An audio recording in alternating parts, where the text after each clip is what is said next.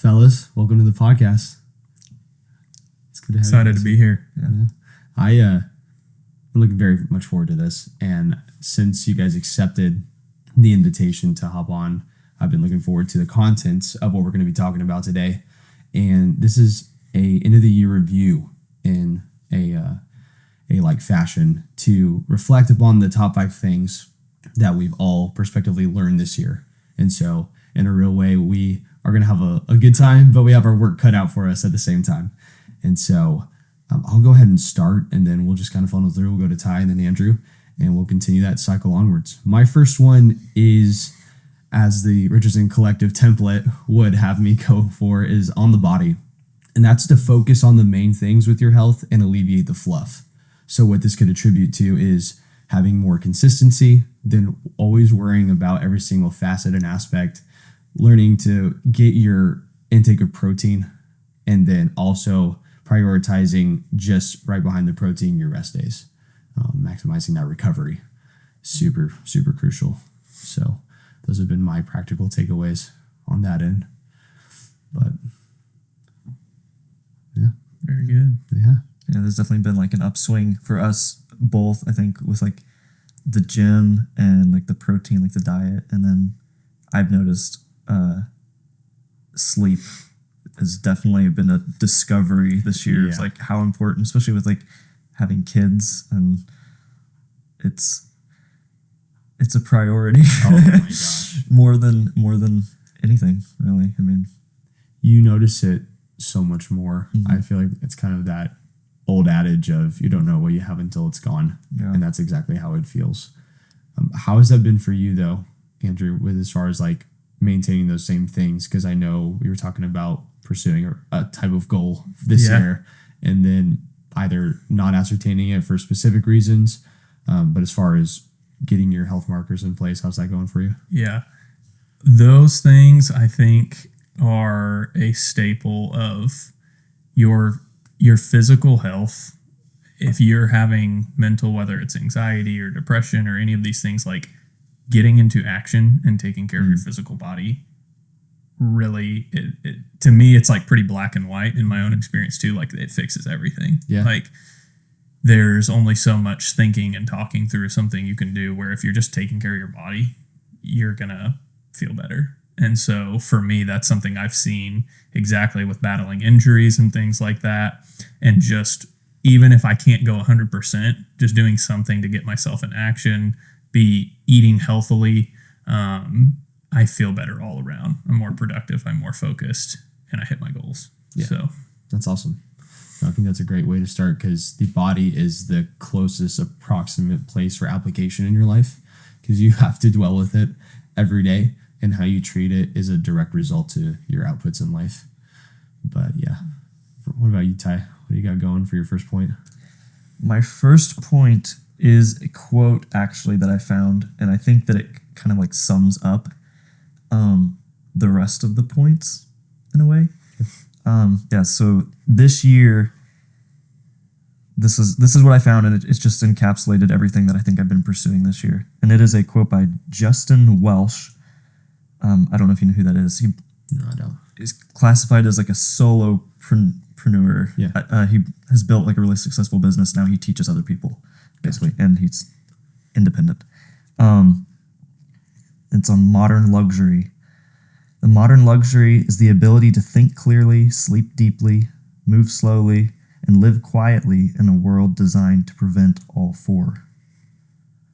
I think that has very much been what this year has, especially the last, I think, half of the year, with having a child too, like recognizing the importance of sleep, and with that, the ability to like remove the unnecessary things from life so that I have more time, like with my wife, with my son, doing the things that I like doing individually, but that those aren't taking away from the time with my son and my wife, because I only have so much time. And so, yeah, that's the modern luxury. I think it's a bit of like a realization, and it's an endless pursuit. But yeah, that has been reshaping my life. Yeah. That provides a crazy simplified framework. And I love that quote because it allows and allots for you to prioritize what's necessary and what's essential, so that you get at the crux of spending your time and investing it in the things that actually matter. Yeah. And having a child, I mean, you can attest to this, slows your life down a lot. Yeah. But at the same time, the call of that quote is to slow down and to be more intentional with those four things. Yeah. Living in a world that wants to keep you from that. Because that's the other fear, is that, one, I'm not just going to be tired, but I'm going to constantly be rushing to the next thing. And so not only am I missing this time now, but it's more for tomorrow too. Like when I get to tomorrow, how am I going to look back and see, oh, yesterday, how was I present? How was I not present? How did I do this thing that was unimportant and I missed another 2 hours of sleep that could have been really crucial? How did I scroll on my phone for 45 more minutes instead of maybe reflecting on the day and getting that out of the way? Because I think that also plays into how much sleep you can get, because a lot of your thinking happens at night when you don't have any distractions because you're trying to sleep. Right. I think like what we talk about and what we've heard, some of the podcasts we listen to, like they phrased it like when you're 85 years old and like you're looking back on your life, like what are you doing today that you're going to regret when you're 85? Like this is a big like reframe. It's like, oh wow, yeah. Well, I think it's Chris that always says it. What would you tomorrow have wanted you today to do? Yeah, that's a good reframe, looking into the future. And I don't think we future cast enough. I think that's a missing feature in our society, and something that I'm trying to work on in my own life as well. And obviously, that's your first quote in the framework for the rest of your quotes, and something you're trying to work on too. Yeah. So, Andrew, hit us with the first one, man. First one, mine's might be a little different than Ty here. I've got kind of my review questions. I would say, before I get into specifics of those, my kind of overarching theme for 2025, my wife, your sister, Bailey, and I have talked a lot about this, is this was also on another podcast that we listened to, talking about what you actually want for your life. And I think we're all pretty similar at that age, like mid-20s, where you really kind of honestly, like, you're just starting to figure things out. And so you realize that there's so many things that you actually, when you just take time to sit with yourself and think about, again, what you want your life to look like. And, when you're 85, what would my 85-year-old self say? And finding what we want our lives to look like. Because right now we're a little behind family-wise of you guys. You guys have already, you have kiddos. Like, we are like, we want to take this time that we have to really figure out, like, what do we want our lives to look like? And that's everything from physical to spiritual to even just more worldly things of like, what kind of house do we want to live in? What kind of lifestyle do we want to have? Yeah. What are our values and beliefs? Not what are our parents' values or our brother and sister's values or the values that society tells us to have, but like truly at our core, and taking that time. And it's also too, like, it's been a very like intimate thing for us to learn about each other more, to have this safe place. Like, be honest, like, there's no one, we're not here to judge each other. Like, we're here to figure out, what do we want our lives to look like? Like, who are we as people? And kind of break down those walls. So that's my main focus in 2025 and our focus in our marriage. And a lot of these themes throughout some of these questions tie into that. So, and that's huge, because marriage is the ultimate investment relationally in that sense, because you're building something. I don't think a lot of people frame it that way, but what are you collectively building?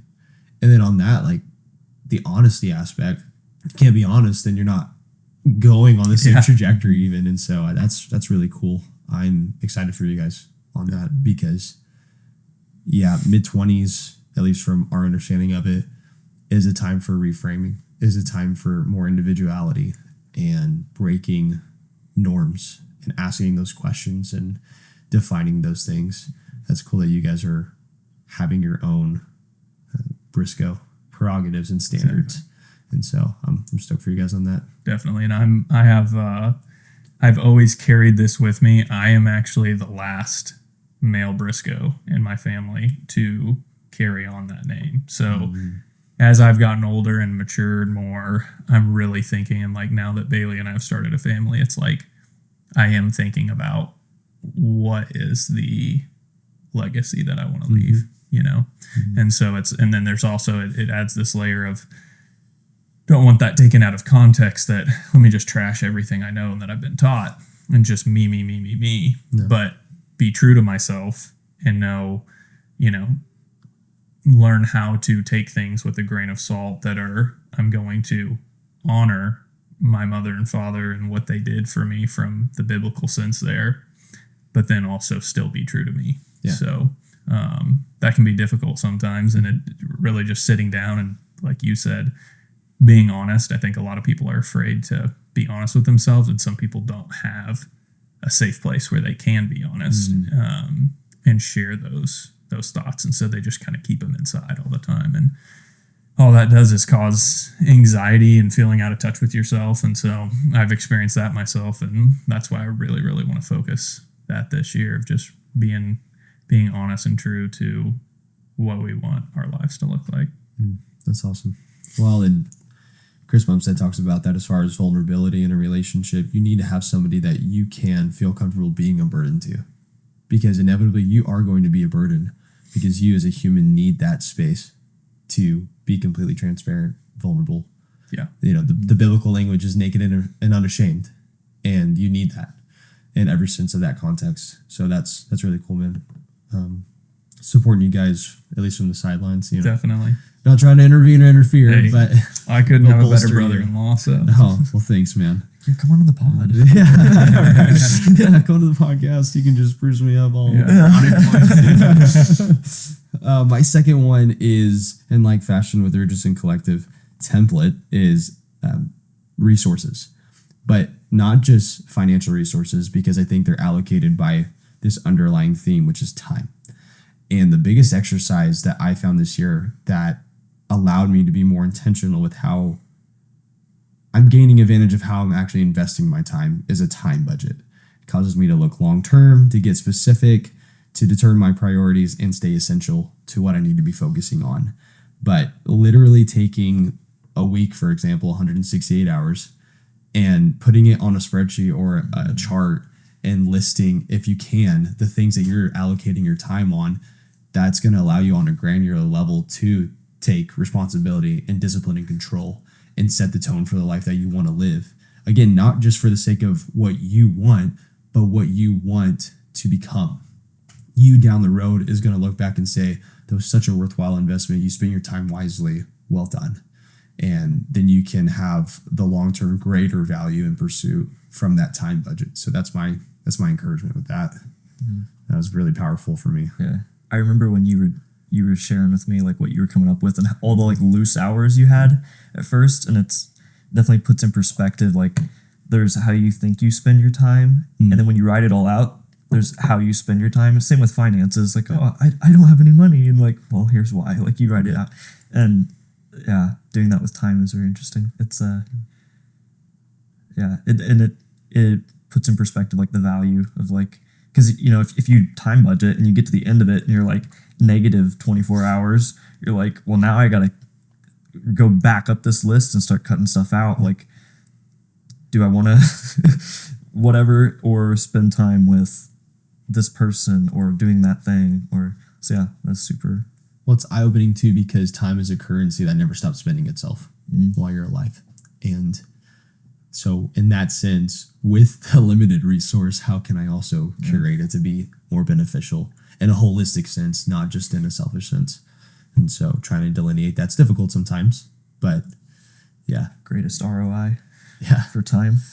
It's interesting when you put it in that perspective, because like I almost picture if you were to put it into a monetary value of like we all have because you hear that age old quote, we all have the same 24 hours, and when you put it into a monetary sense of, okay, let's just say everybody on the planet gets $10,000 a week or $10,000 a month or whatever that is, and when you look at it, like that money is being spent, whether you spend it or not, or you can spend it on anything you want. And like, that's how your time is. And so it's like, okay, yeah, if you spend 9,000 of that on, whatever it is, just entertainment and alcohol or doing all of these things that are doing nothing to build your life. Like it's the same thing with time. When you go back and look at your time, I'll even do it myself where I'll look at a week and I can see on my calendar. Every week we go through our calendar together, and I have a digital calendar and then I have a paper calendar. Nice. And I make sure all of that coincides, and like I'll look at it and be like, oh yeah, like I had a ton of time that was not allocated to anything this week, and all of these projects that got behind this week or weren't completed, and it's like I can track it and see it. And but it's interesting to me when it almost makes more sense, like, and kind of takes the excuse making ability out of it when you put it of like, okay, well, what if we all had the exact same amount of money? Like if you invested that money and you spent it wisely, you're going to see the return of that, and it's going to be spent anyway. So you might as well take the time to spend it wisely. It's not like you can just save it back. Like you can't just save back time. If you don't spend it, it's gone. So, but if you spend it on the right things, and this is not to have a sub point to a point, but another thing that I learned with utilizing my time is that systems work. They compound. And so in the same way with the financial demonstration, you put that money away and stow it away, it's going to compound interest over time. It's the same for your habits. They are going to compound you into a person who does or is associated with this identity and these actions over time. And that's going to amorphous you into your systems working for you long term. And I think that's a path of discipline because it takes intentionality. But like you're saying, it also helps putting into that perspective the alleviation of the excuse. Because if we all have the same in that sense, then it's like, all right, man, like we can do with it what we will, or we're going to waste it away. Yeah. And we all as people too, like you saying that with systems, like, and I say this for myself because I've experienced it and I struggle. Like I'm a human. I'm not perfect. Yeah, like same. Week by week, things might be really good or not super great. Like it's not perfect, but a lot of people, like, this might be an unpopular opinion. This is going to be my first one of the episode, but like people are we have it so easy these days. Like people will sit there and complain. And again, myself, I'll do it sometimes and I have to stop myself, but we'll complain about, I just don't have enough time. But that person's not willing to sit down and look at their calendar and be like, dude, you watched Netflix for 12 hours on Saturday. What are you talking about? Like, don't sit here and say you don't have enough time. Exactly. And like, again, I only say that because I have to do that for myself. Yeah. Because I'll be like, oh, I don't have enough time. I'm so stressed. And I'm like, well, dude, you slept in till 11 o'clock on Saturday because you wanted to chill. And not to say it's right or wrong, but you can't just act like you don't know what happened. And it's like, I'm just going through life. Like, I don't have enough time. I've got all these things going on. Like, if you want to make it happen, you can. Like, it's very possible. And again, goes back to our overviewing point of like, we all have the same 24 hours in the systems. Like you said, they compound, and it's amazing what can happen if you just do a 10-minute habit and you do it every day, like what that can turn into over the course of a year. Yeah, absolutely. I think there's like a trap with that too. Like for us, I think something I've been finding recently is like, I can talk about that and be prideful in the fact that like I don't spend nearly as much time like on my phone or watching Netflix but I'm not always as productive as I think I am because I'm not using the time I'm saving productively. Yeah. It's just like I'm just as worse off. Right. Like because, and I was talking to an individual and they're like, asking me questions about like why I have my phone set up the way I do, like with like the grayscale and like focus modes and stuff. And it was a super fun conversation. And then like, how much time have you spent on TikTok? And this person's like 4 days into the week had spent like 20 plus hours on TikTok. And wild. I'm immediately like, oh my gosh, like you poor person. Like, how do I help you? And then I'm thinking, well, I just don't have TikTok, but what is my TikTok? Like, what is my thing that I'm like, I've got all this time that I'm saving because I'm not, I would say, as addicted to my phone, but what is it that I'm wasting it in? And because it's still there, like it's very much there. And I think that's a trap. I find myself like a pride thing, like, oh, at least I'm not like that guy. Like he's never without his phone. Yes. And then me over here sitting like anxiously, what do I do next? Like, Exactly. Your vice almost is productivity or busyness rather. That's what Tim Ferriss says. He says being busy is not being productive. Yeah. Just because you're busy doesn't mean you're actually accomplishing distraction. something. Yeah, it's just another way that we allow ourselves to fall into a vice. But on the time note, go ahead to your second point. I don't want to waste too much time. It flows into it perfectly. The concept of trade-offs, something I read this year in a book called Essentialism, which is a very good book, and I highly recommend if you haven't read it. Basically, the concept of trade-offs is when you say yes to one thing, you're saying no to an infinite amount of other possible things. And it's kind of a like revealing the irony of like the yes man, like again, like trying to stay busy because busy is like falsely labeled as productive. It's like, well, I just say yes to everything, or I can please everyone, I can be everywhere, I can get the most out of my life. But really, like everything you're saying yes to, you're closing the door to so many more things. And it's not to just say you say no to everything and you just sit in like silence, but definitely weighing your time, like with like a time budget or something like that, and being more intentional with what you do say yes to, rather than saying yes to everything for the sake of being busy to numb your need for productivity. Yeah. And that's like, it's the same thing that I always come back to. I actually think it was John Piper who said it. Saying yes to good things does not mean you're saying yes to the right things. And just because you say yes doesn't mean that your discernment can even be trusted. Because if I can't trust your no, how can I trust your yes? Yeah. Your no is more powerful and potent because it's you closing yourself off to acting or participating in that thing, and it's showing where your priorities lay. Yeah. So, and it means more. Yes. I think if people get to know you and they know that's how you are as well, and you say yes, then they're like, wow, that means a lot. Like, he wants to be here. Know they want to be doing this thing, or she's actually interested in this because she said yes, or, it means more when you do say yes. I'm glad you said get to know you as in like a relational thing. Not like I get to say no to you. They get to know you. Get to know you, N-O. From now on. Yeah. Make it a shirt. So what about your second thing, Andrew? My second thing here, I'm honestly gonna piggyback a little bit off of Ty since he just talked about that topic, because that was a huge lesson that I learned this year, which was learning how to say no. I'm a huge people pleaser, which there's so many positive things about being a people pleaser, because you're kind to people and you typically, like, people pleasers, like, we can have very dynamic like personalities, and so for my line of work as a business owner, like, I love making people happy, which you have to do. Like, you kind of have to kiss people's butts and do whatever they want. Yeah.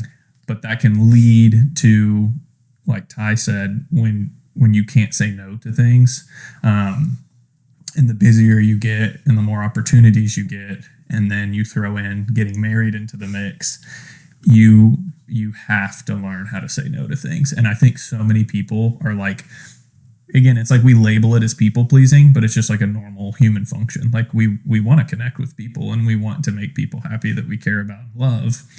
And that's labeled as people pleasing, but really, like, I think we all kind of have a fear of that sometimes. And it can be something as simple as, for me, when family is like, oh, are you coming to this thing? And I'm like, oh, I don't want them to think that I don't want to come to this. But really, it's, especially for me now, stepping into marriage, and Bailey and I are starting our own family. We've had this conversation, like, you can't do everything. And so a quote that I love is like, I'm going to paraphrase it a little bit here, but it's like, it's basically like, if you try to do everything, you're going to do nothing. Yes. And so when you just say yes to everything because you don't have a focus of like, this is what my priority is, you're going to end up not only not being present when you say yes to those events or hangouts or family things or business opportunities or work opportunities. You're just going to kind of honestly like hate yourself. Like you're going to always be like, oh, I wish I hadn't done that. I wish I hadn't done that. And then on our point earlier, that's going to flow into how's that going to affect you tomorrow and the week after and a year down the road of like constantly not doing things that are the direction that you want to go. And so I've had to learn that a lot, especially inside of business, where I've started having more and more opportunities. And I've been in this transition phase of, I just went full time with this business in June, like month of the wedding. That was a pretty fun, crazy time. And so I've just transitioned into where like I've been able to start taking on more clients, and I'm a little bit moving from that phase of do everything you can possibly do, like even if it's free, and just like practice and get your work out there. And now that people pleasing kicks in because I have to tell people no. And I've learned that also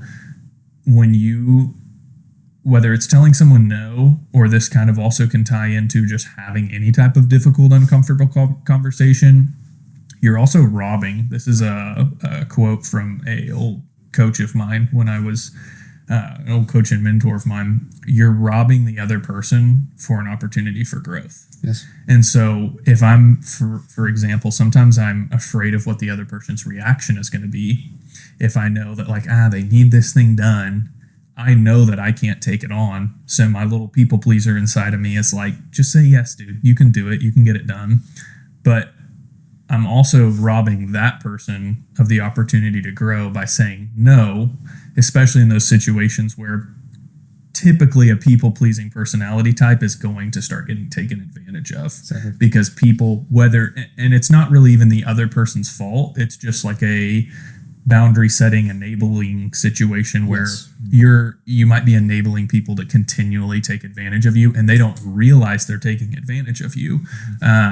Or that they're taking advantage of other people. And so you're robbing that person of an opportunity to grow by not setting the boundary of, again, I've had examples where someone's like, I need this video done. I had actually a client that messaged me while I've been on vacation, and I was like, hey, I'll be back in town. I can get this video. And they're like, oh my gosh, I need it tomorrow. Well, I technically could have made the situation work of getting this certain video to them, but I'm like, no, because then the next time that person asks for it, I'm teaching them how to treat me. You teach people how to treat you. So I'm teaching people that they can ask me for something last minute and I'll just drop everything for them to pump it out.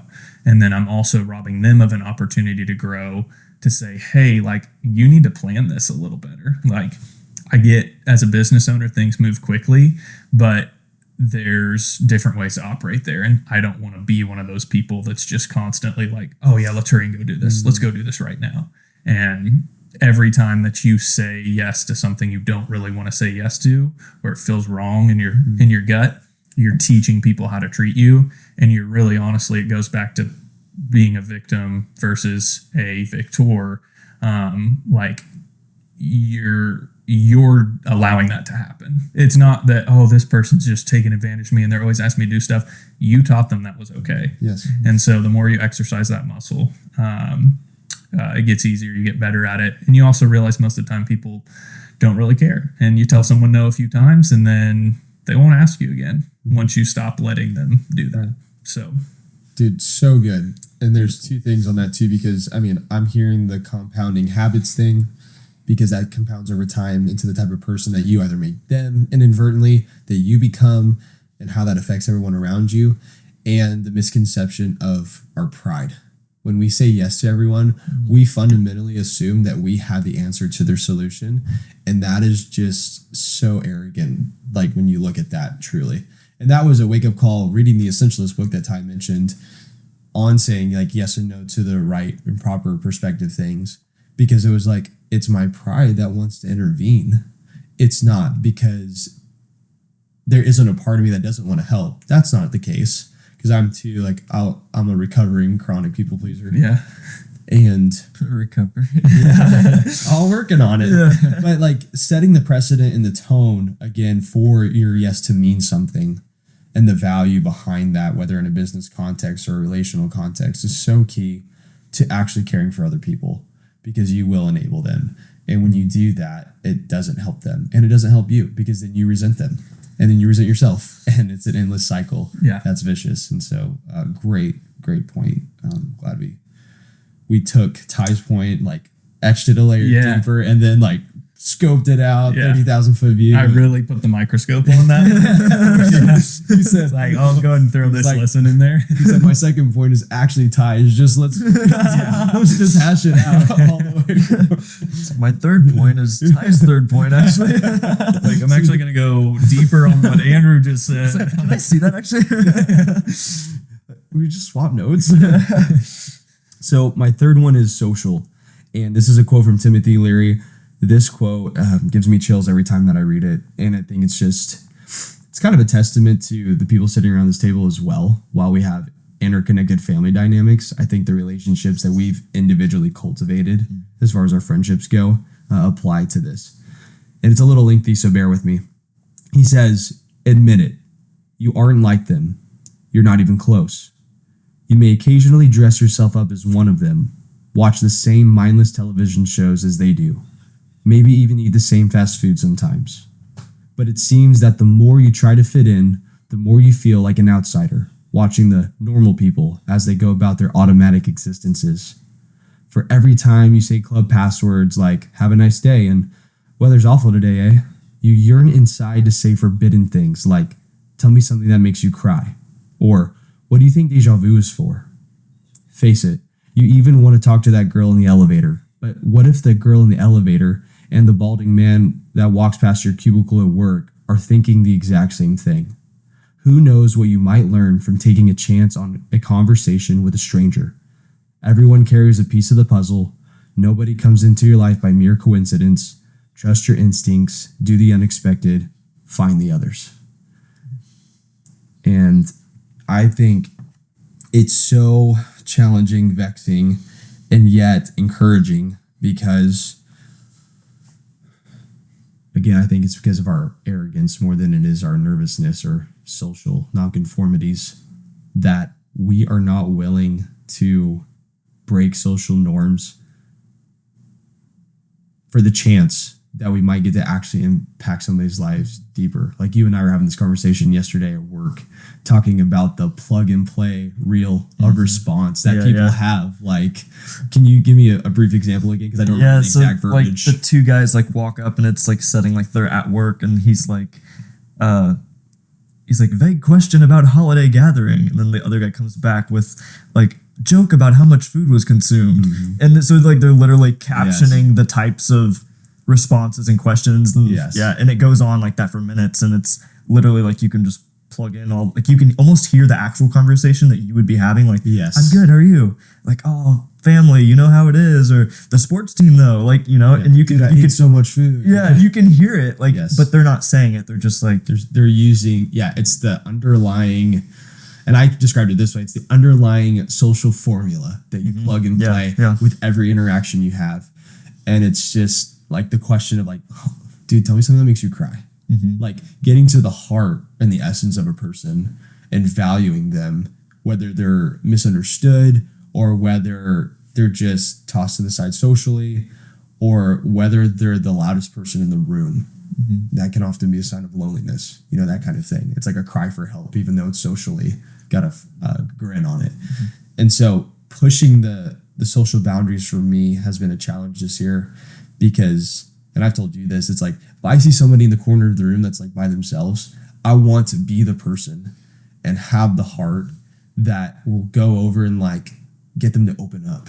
Yeah. And there's just like such a richness in that process for me to where it's like, okay, all the outcasts, I want to be my friend because I feel like an outcast in a lot of ways too. I feel like a black sheep sometimes.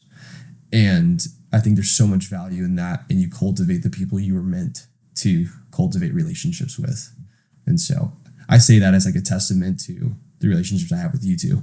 I think like one of the review template questions that we were talking about last night was, what was like your favorite first meeting with somebody this year? Yeah. And mine was either your son or Andrew, like meeting both of them. Nice. I had met Andrew, but actually getting to know him.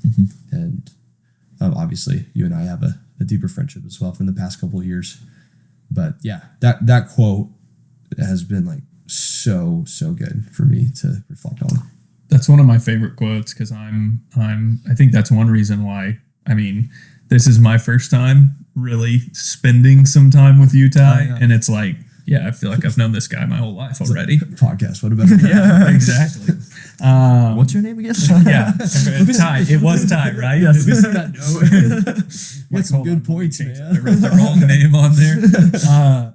But like that's like I think that's partly why we all get along so well because I have that same feeling too, where it's like I almost like I feel like a black sheep sometimes, and like I have that. We had my work Christmas party, and it was that exact scenario. There's a brand new agent, and they were sitting at a table by themselves, and everybody else is hanging out with their group. They find everybody, they sit at their table, and this girl's just sitting at a table by herself. And I'm like looking over there, and actually this is where I used to, this was my full-time job. And one of the ladies I worked with like came up to me, and we were both kind of talking like, somebody should go up there and like talk to her. She was asking me like, do you know who she is? And I kind of pointed it out to her, and she's one of my favorite people. She cares about people so much. And she went over there and talked to her. I think we were about to head out or something, but like I'm that person where it's like, I see someone sitting by myself and I'm like, or by themselves, and I'm like uninterested in everything else. And I sometimes wonder like, is everybody else having that same feeling, but they're just too afraid to go and actually do it? Right. And I honestly think that that's part of it. I think that we all have those thoughts. Like we're all humans. Like really at the end of the day, we're all far more similar than we think. And it's just those stories we write in our head and create in our head of like, I can't talk to them. Like, and then you start talking yourself out of it. Oh, they're probably fine. They're probably just like quiet. They want to sit over there. And it's like, but what if they're not? And so when you can get over that, like it opens so many opportunities, just like help people and love on people. And like, that's the type of person I want to be, is the type of person that's not afraid to go talk to that stranger or that random person and say something that maybe would be looked at as not a societal norm, you know? Yeah, the example I think of that was a real life scenario. We were at work, and I literally was going to bring this up if you didn't. No. Like, so this people get defensive. It's so interesting because we had talked about this quote, and I had been reeling on about it for a while, but actually like, no, we need to put this into play kind of thing. And so this person walks up to the register, and she gets her order, and then I hand her number, and it's like the number 7, and she goes, "Oh, number 7, my favorite number." And I was like, "Why?" I'm just at pure curiosity. And she's like, "I don't know." She's like, "Stop asking me questions." And, like went on. But it was so out of the ordinary for her that it was almost abrasive. But she came in next time, like with her boyfriend or some family or something like that. And I was like, "Number 7, right?" And she's like, "Yeah." She's like, "Thanks for remembering." And so you see it's kind of abrupt at first, but the more that things like that transpire, the more like people get not only comfortable with it, but they feel seen. And so it's a cool, just like little one-off story for an example. But yeah. So That's crazy. I was literally thinking of like, I was like bringing it up. And I was like, I was going to wait to see where you went with it. I'm glad you took it there because that is such a like, people get so defensive because they're afraid of the initiation, I guess. But then it's like that, like once she came back in too, it's like, oh yeah, like now you have something to talk about. Yes. Other than, how are you? Good. What, can I get a, like, exactly. exactly. Yeah. So right on. Well, Ty, point number Is it 3. mine? Yeah, it's all you. Oh, my next point. I think I'm going to actually jump down because this, I think, plays a little bit more into what we're talking about still. This is a little bit of like a mental hack that I've been using for myself as far as like social anxiety goes. I think this was Alex Hormozy or someone of the like who said it. I'm pretty sure it was Alex Hormozy though. We'll call it Hormozy drift. Everything is attributed to him. They don't know you're insecure, which has been literally like hacking my way into initiating. Yeah. Take a chance. Or like going out of my way to say something or doing things I'm uncomfortable with, because when I'm standing on the other side of it and my mind is racing, like, oh, you're awkward though. Like you don't have that many people that you like mesh with because you are a black sheep, like you don't, like all those things are like racing through my head. It's like, yeah, but the guy on the other side doesn't know that. They don't know that I'm insecure. And it also goes into, it is an Alex Hormozy quote. You don't become confident by shouting affirmations in the mirror, but by having a stack of undeniable proof that you are who you say you are. Mm-hmm.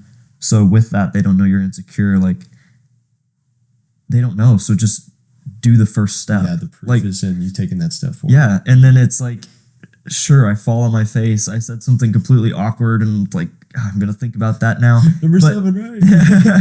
the very next moment, there's another opportunity, and it's not like a fake it till you make it kind of thing, but it's more of a, you kind of have to combat like the lies and then just do it. Yeah.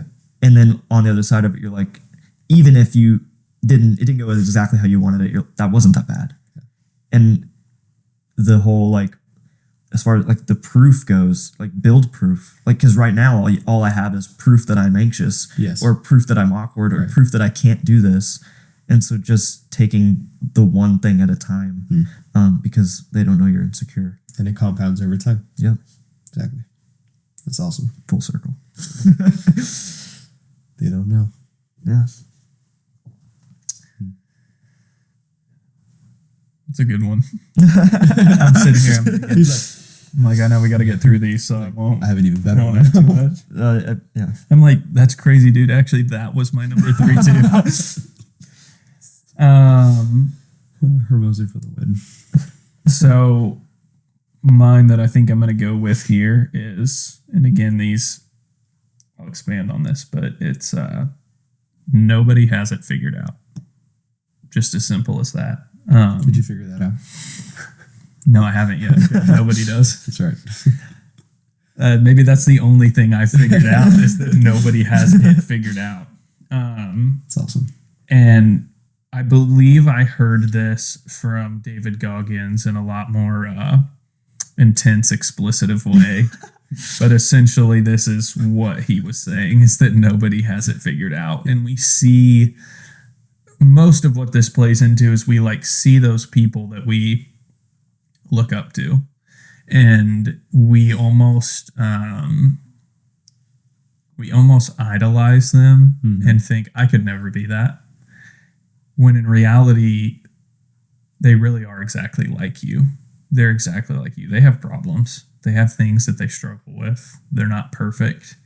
And the more and more that you create those stories for yourself that this person has this thing figured out that I don't, or this person has this natural ability or something that I just don't have, so I can never do that.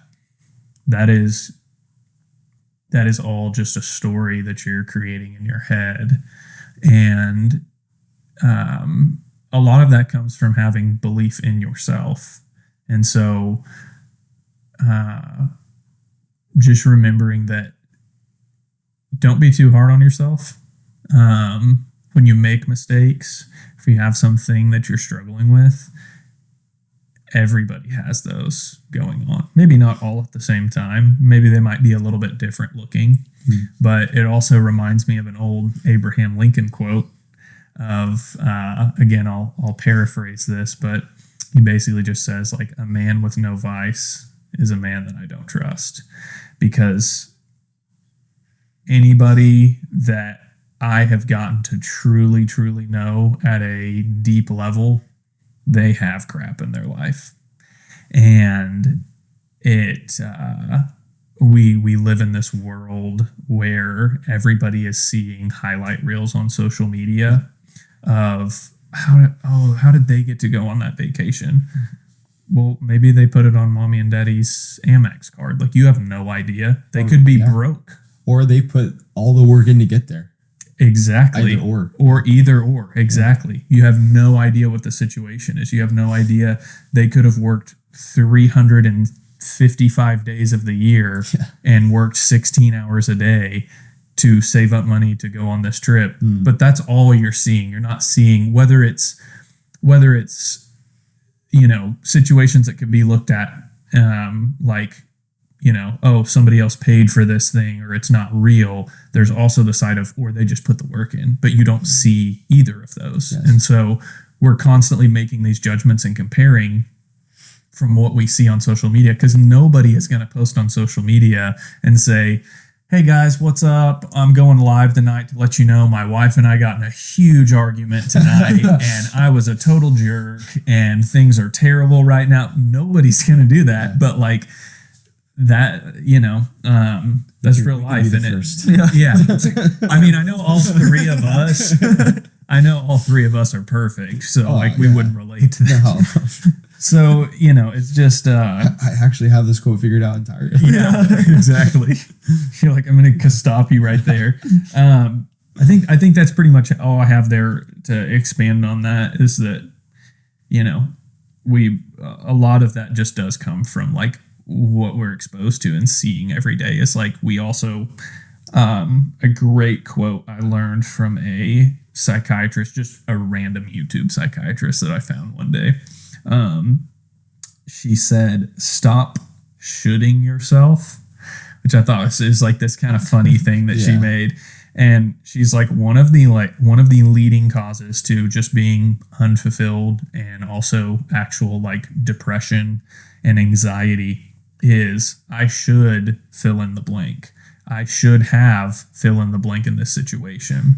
And when your only comparison and thing that you're looking at is idolizing these people's lives on social media, or you're not having deep, true, real relationships with people where you're seeing good and bad, it's really easy to start shoulding yourself and saying, well, I should have done this differently. I should be doing this differently. I should be further ahead in life. I should have the money to buy this house. And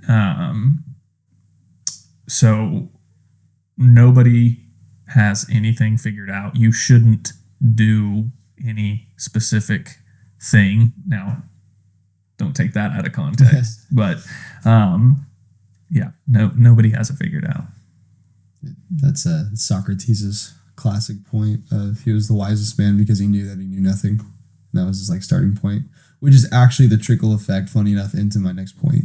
So in the intellect domain is that humility is the path to progress. So you need to realize that you don't know as much as you think you do. You can learn something from everyone, that there are no failures, just progress. That reverse engineering saves you time and gives you vantage. And this is another Alex Hormozy-ism when it comes to applying those things. All behaviors are skill sets. Therefore, you can learn to be better at what trait you want to cultivate in your life. And I think unpacking what you're talking about with, we're all moral monsters. I think of the classic Narnia description of Aslan. He's like, he's a lion. okay, but is he safe? He's like, well, no, he's not safe, but he's good. And so there's that raw like reality inside of us that we have this tendency to look at the archetypes of the people that we see, but the reason we're drawn to them is because they probably are like us, right? Fundamentally, they are people. At the base of it, they are people with issues. They are people with struggles, and I think it's in the authenticity when they do reveal those things. Like I think of C-Bum for a lot of guys and people, they look up to him because he is transparent and honest with his wrestlings and struggles and recorded his whole journey and process. We need that fundamental understanding that we're not probably where we think we are, not to make us have the should mindset, but to give us a sober vantage of ourselves. Like, all right, like, cool. I'm not there yet, but I'm trying. That's awesome. You know, there are no failures, just progressions. And that's been the biggest unpacking of that for me this year. I remember learning that early on, and it kind of blowing my mind open wide. Just like, oh wow, like I don't have to sit squandered in defeat when I mess something up or just beat myself up with my Puritan work ethic. I can cultivate and develop even when I do fall short continuously. So I remember, it's crazy. Like, so much has happened this year. Like, I remember, like, every time you bring something up, I'm like, I remember talking about that. Like, when we found it, or, well, with you. I mean, I just met you. Just now. Yeah. Like, I remember what we talked about. Yeah. Like we are right now. yeah, it was before you had everything figured out. Yeah. Yeah, I wasn't part of the group at that time to figure it all out. Just out there, just shooting himself. Yeah. Shooting myself, had nothing figured out. Oh, that's awesome. My next point, something I'd say more in the last 4 months, started using this, I guess it'd be considered digital minimalism. I know there's like DMs. Yeah, there's a book called like Digital Minimalism. I haven't read it. I thought I coined the term actually, which is how Socrates. I know nothing. Yeah. But just like setting up your phone to be more of like a tool for you than it is like controlling you. Yeah. Which I know we've kind of talked about with like using your time wisely and eliminating distractions, saying no, like setting up your phone to make that easier rather than more difficult.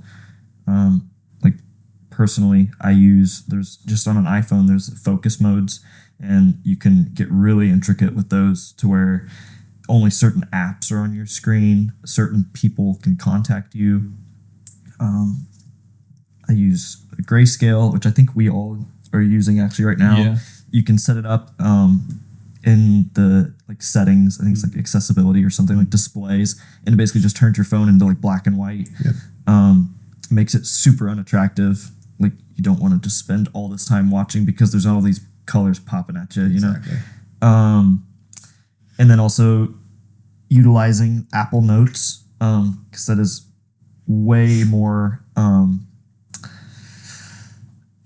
it's more user-friendly than you realize. I think once you just start trying to use it, there's so many things you can do with notes, and like reminders and helping build like schedules and systems and having your phone set so that it reminds you, even so when you're having those unproductive moments or wanting to say yes to this thing that 10 seconds ago was brought to your attention, you can immediately like glance and just be like, oh no, I've got a meal prep or whatever, you know? So yeah, digital minimalism, making your phone a tool rather than a controlling factor in your life. Taking back your time. Oof. It's good. Yeah. It's good when that's your motive, because it is so easy to dilly-dally and just get lost in the algorithm and in the ether of your phone, because it has such amazing capabilities. Yeah. We are just too simple-minded, I think, to actually allocate those resources where we could use them better. Yeah. And so And I was just having another conversation recently. It's the struggle is because it is so user friendly in a lot of the bad ways that it's like literally tied to your brain. Like, I mean, a lot of your brain function, the longer you have it, it is like habits that like compound it, but it's in a negative sense that it's like, if I sit down in a room full of people I don't know, I'm not going to just sit there and be nervous anymore. I'm going to pull out my phone and get on Instagram, you know, or even if I don't have my phone and I go to sit, like earlier, like we just made a trip and it was like, I had to leave my phone here to charge it. And it was just like, I felt weird because walking out the door, I'm knowing there's no phone in my pocket. Right. It's like, it's not a big deal. Like, I know who I'm with. I know where I'm going. Right. Like, but it's literally like neurons are firing with your phone's like capabilities, or like opening apps, or so it's, I mean, it's just as much a drug as anything else that we down talk or judge other people for having. I mean, and we waste so much of our lives, and so that's been more than anything, as far as like taking back time and the modern luxury, like we've already talked about, but more than anything, I've cut back a lot from my phone, and I've found a lot, had a lot of beautiful moments that I know would have missed, and I don't regret that. So it's amazing when you look up. Yeah. Yeah, absolutely. Amen, brother. That's good. Good. God, that was such a good point.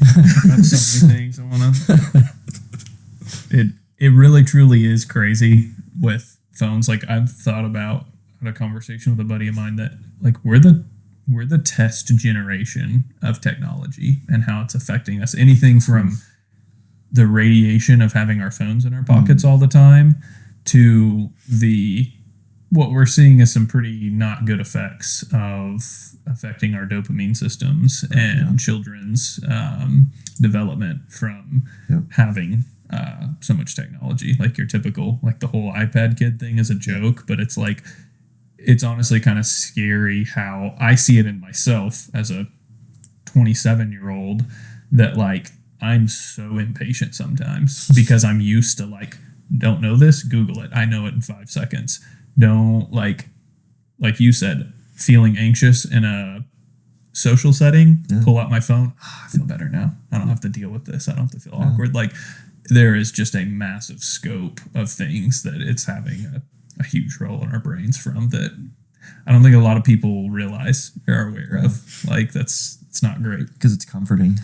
Well, if you could calculate the compound effect of how many times you touch your phone, because that is creating a neural pathway physically. Yeah. You can look that up on your phone. You can, at the end of the day, you can look how many times you picked up your device. That's scary. Oh, it's having the abyss it's beautiful. Back at you. Yeah. Yeah. So it's like one level past screen time. Yes. Like I spent 2 hours on my phone. I picked up my phone 350 times today. Like, you know, I don't even think that's a far-fetched number. no, I'm sure that's, you know, absolutely not. I pick it up like 7 times before I get out of bed. So yeah, I mean, Yeah, like to turn it off or whatever. Yeah. You can calculate the per minute. Because if you're not like at work or like just, you know, locked in on a project or something, like you don't realize, because again, it's tied to your brain. I mean, well, and the encouragement, I guess, is this next year, like in a real way, put the phone down and live life. Absolutely. Yeah. definitely. Read a book. Oh yeah. All right. On number 4. So this one was from a sermon that our pastor did called, it's actually a whole series called What If? And this book, my digital minimalism right now is wrote down the quote, and I have like one sentence for each of these points. So I don't remember the lady's name, Anne something. And the quote is basically this woman took her whole life, she wrote down on Post-it notes, just saying, what if, and then insert a question. What if I was kind to everyone, regardless of their situation? What if I lived in confidence in myself instead of fear? What if? So it's basically she compiled all of these things that she had written down her whole life and put them into a book. That's actually on my list of books I want to read in 2025. But what I kind of took from this of what I learned specifically is don't live in fear. Instead of thinking, what if this fails, think, what if this works? So many times, like, we sit there for anything, and we think of all the ways it could go wrong, but we don't ask ourselves, what if it goes right? Yeah. And that even goes to what you're saying of, like, you're in a social setting and you want to talk to someone and they're like, they don't know that you're awkward. They don't know that you're thinking these things. They don't know that. They don't think that. And again, like, all of my points here really tie into mindset and the power of our own, thoughts, and when you can learn to be disciplined with controlling those. And so that's just, don't live in fear. I hear so many people where they, and again, myself, I'll want to do something and I think through 15 ways it could go wrong that are probably all completely unrealistic. And I'm like, but what if it works? Like, could I think of 15 ways that if this went right? But our brains are programmed. I don't know what the exact numbers are on it, but we have like 20 times the amount of negative thoughts a day that we do positive thoughts. And so it's like working out or anything else. You have to actively choose to work that muscle to program yourself to think positively. And so that's something I try to be really aware of all throughout the day. Anytime I have these like negative thoughts or fears, is I ask myself, what if, and then fill in the blank of, most of the time it's like, what if the opposite of that? Yeah. So that's a really good one. If you look up What If by Anne, you'll be able to find the book, I'm sure. Sounds good. But yeah, that's a good one. That's awesome. We were talking about this in the truck ride, I think, to get some stuff for the podcast. And I think you heard it because you listened to the Life Hacks episode on Modern Wisdom. Yeah. How Youssef, Chris's friend, was talking about the life hack of gratitude. How you can reframe any situation. You know, ambulance drives by is the example that he gives. And he says, but I wasn't me in the ambulance. I should be grateful for that. You know, or I'm not even the ambulance driver. You know, driving at however early it is in the morning, having to go get somebody. Yes, that's their job, but I'm like grateful that wasn't me. You know, and learning to enforce that into your life. Again, small habits, trying to have that reframe of mind. It's kind of an infinite thing that you can do, because at the end of the day, if you can reframe everything, even the worst things, it's kind of not, how is this going to go badly, but how could this be one of the greatest things possible? Or what can I make out of this? Because that's sometimes the invitation too, I think. I think the invitation is that, have you guys heard of the anterior mid-cingulate cortex? It's Say that one. anterior mid-cingulate cortex. David Goggins quote. So it actually is attributed to David Goggins Oh, wow. by Andrew Huberman. They did a study on him and a couple of other people, where there's a portion of the brain that when they would stimulate it safely with the electronic pulses, it would give them the sensation that there was a storm coming, but not that they needed to retreat in fear. They needed to go through it, even though they didn't really want to, but they knew they had to. And so exercising that muscle, that actually grows, and your mind develops your fortitude. So not just like when you're in the gym lifting weights, but when you're at the bottom, like, of the barrel of your energy, or you're having a day of like, I do not want to do this. Cultivating the push through is the thing that strengthens that portion of your brain. I bring all that up to say that's what we have to actively do with gratitude or with a reframe of asking the question, what if? It's an actual like sensation and biological reality that we can interface with. Yeah. So it's like, got to get your gains. Exactly. Cortex. Exactly. What if I was jacked? We'll never know. You know? What if I was jacked? Even in my brain. Jacked brain. I can mindset my way to that one. I don't know. Yeah, right. Only if you don't want to, then it'll grow. Yeah, exactly. So the last portion of mine is a bit of a theological one that stems into kind of a life perspective as well. And it's this concept from Jordan Peterson at the ARC conference, which if nobody has seen, all the videos are up on YouTube. Super crucial conference, I think, for how we are to approach our modern time in cultivating our culture. And so his point is this: it's point the world towards heaven. And so I thought of that quite a bit and decided that I could use that as a lens of walking into any situation to meet it where it is, and yet proactively seek the highest possible good to produce out of that situation. So in essence, pursue what is beautiful, good, and true. And in the Christian orthodoxy, that is God as the source of those things. That our call to potential is a call to restoration, not a call to deprivation. And so walking into any room or situation that we might be in, finding the person who's the loner, restoring them or meeting them where they're at so they can be maybe in a better state.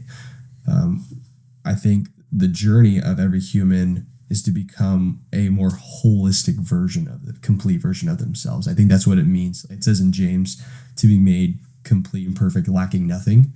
That's not just morally perfect or perfect in a linear sense. It's whole, complete. All of your potential is actualized. And so I think the call for us to have the perspective of any situation we walk into, there's an opportunity for good, truth, and beauty to prevail. I think that's a good reframe. My last point, and I don't have it with me because literally the only time I don't carry it with me is when we go to the gym. Gotcha. Which we came from. And it's a pocket journal. I started using, the brand is called Field Notes. It's the only one I've tried, but I really like it. And I just keep it in my back pocket. It's just really, really thin, like 40 some pages. Yeah. And I started trying to carry that more, or at least the same amount that I carry my phone. For the sake of just using that as if I need to take a note or if I need to write something like a to-do list even, using that just like one more chance to get off my phone, or even like using it to like look back on, and reflect, like not getting distracted because there's not apps, like for introspection and, or even like, I've done it a couple times even, and I've only been through like the one of the books. I've got several of them like on hand to use and to go through, but I've only like filled one of them, and just like flipping back through that, and I'm like dating every like insert into the like just seeing some of the like the days. It's like I remember what I did that day, and I remember that moment, like using that as like jotting like memories even. Like I have 3 or 4 different times where like I can find it in that notebook of like I'm sitting in the living room, like I'm watching my son, like this is the toy he has, and then it's like I can see it, like, and I think that it's been nice. It's not something I've done before this year, and so I've enjoyed having that and using that. Just one more chance to get off my phone. It'd be nice if I could not have a phone and just carry that everywhere. And anytime someone tells me anything, I just write it down. Right. I'll look into that. That it's more of a hobby, I guess, of a lesson. it's just been fun. It's nice. Quotes, a lot of quotes. That's what I was gonna say. Yeah. Use it as a reference point Yeah. for something you're chewing on and trying to apply. Yeah. All right. Let me guess. That was I- your fifth I'm- one. Well, I guess we can end it there because Ty stole mine again. No, I love journaling. My last one here, I'm going to combine a couple because I got mixed up in the beginning. So they kind of go hand in hand here. The first thing is don't get stuck in the trap of trying to control things that are out of your control, because that can be a vicious, endless cycle of woe is me, and why did this happen, and why did this person do this, and why did this. You can take it to the extreme of, why did I have to lose this person from my life, or why did I have to lose this job? And I had a pretty extreme life circumstance that I went through a couple years ago that at the time I thought it was the worst thing ever. I mean, I was like depressed. I was like, how is this possibly going to work itself out? And I remember actually at that time dropping down to my knees and like crying out to God.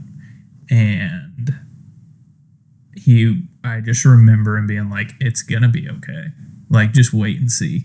Just wait and see. And like, I just had this like overwhelming peace of like, you're right. Like, I've done everything in my control that I can do, and I can't control anything else. And it's like, it's this sense of you are just, I almost think of it as like, it's a sense of like, not necessarily stoicism, but it allows you to just like enjoy life, and then also put more of your energy into the things that you can control.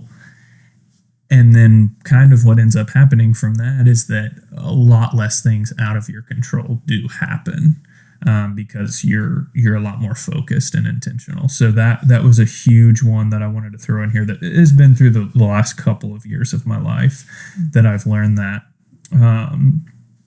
And the last final closing one here is anything in life is only what you make it, good or bad. And those two do kind of go hand in hand. In this one, I think we've all heard this from Alex Hormozy, and it's an old Chinese proverb. And it's a father and his son, and they have a farm and horses, and the horses all run off and they can't plow the field. And so everyone in the town is like, oh my gosh, this is awful. Like your horse ran off and now you can't plow your fields, you can't make money. And the father just says, I don't know. We'll see. And then the horse comes back with a whole herd of horses. And then the son gets bucked off of the horse and breaks his leg. He can't work the farm. And I'm sure at this time, a broken leg was probably like certain death, a pretty high risk way back then when this proverb came from. And everybody's like, oh my gosh, this is awful. Your son broke his leg. You can't work the farm. He says, I don't know. We'll see. And then they end up going to war, and his son is going to be drafted, but he can't be drafted to go to war on the front lines for a sure death because his leg is broken. Mm-hmm. And so it's this thing of like, we really don't know. And like, for me, in my faith and what I believe in, like, God is the only one that knows everything about you down to the amount of hairs on your head. Mm-hmm. And it's almost goes back to pride and ego for us to think that we know everything. Yes. And for us to try to figure out something that is really, really out of our ability to even understand or know. And I think that's like a big thing with, it's helped me now with, I actually had this conversation with my father-in-law, your father, about how I've almost gotten to a point now with, even with losing people, as I've had grandparents or aunts or uncles that have passed away is that it hurts and you grieve, but you also, when you kind of realize like it's out of my control. And again, it's not necessarily like these bad things that can happen that, oh, maybe there might be also like a good thing that comes out of it or whatever that is. But even things that are just straight up just suck and bad, like it's not necessarily going to change. Like that person's not going to come back. But when I think like when you understand that like there are things in life that are bad, that are going to happen, that are out of your control, it kind of retrains your brain. And so, yeah, it can be a vicious cycle and a trap of getting stuck in things that you can't control. But I think that's it. Yes, dude. Well, I mean, in that you have one of the quote from, I think it's Healthy Gamer. He's a psychologist, or psychiatrist rather. And he has this thing of like, you can only control your actions and your reactions fundamentally. Like those are the only thing you can't control. What people are going to say about it, do about it. You can't control how they're going to respond, the circumstances of the weather. Like you can control those two things. And I think the last bonus sub point to all of that, to kind of wrap it up, is I want to experience it all. I want to experience the good, the bad, like the hurt, the anguish, the beauty, the shame. I want to experience it all. And I want to be grateful for it because they're all a part of this existence, even in its limited time frame. And I want to have been, even going back to the notes thing, like you being able to go back and see your son to that moment. I want to capture that. You know, I want to capture that sense of being present in every way that I was able to. And I think that could be, if nothing else, that could be the takeaway from this whole podcast, is just, in all of our points, is be present for it all as much as depends upon you. And I thank you guys both for making this happen. Of course. It was a really, really beautiful conversation, and I hope that it encourages all the people who will hear it as we go into this new year and embark on this new journey together. And God willing, that we'll be able to maybe wrap back around next year and do it again. Yeah. So cool. We appreciate you both. And ladies and gentlemen, thank you so much for listening. This has been the final recording for 2024. And by the time you'll be hearing it, hopefully the new and first posting for 2025. So cheers to a new year.